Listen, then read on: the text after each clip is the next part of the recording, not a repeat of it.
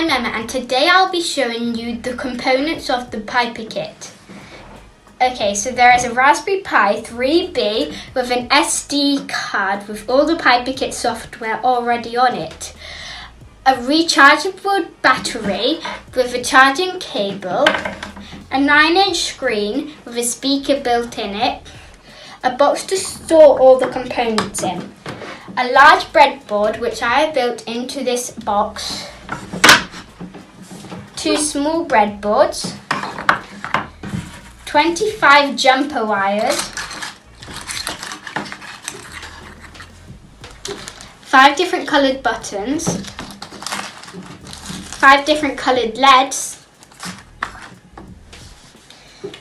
components for the breadboard, which includes 2 buzzers, 3 switches, and 5 buttons. And it all goes in there like that.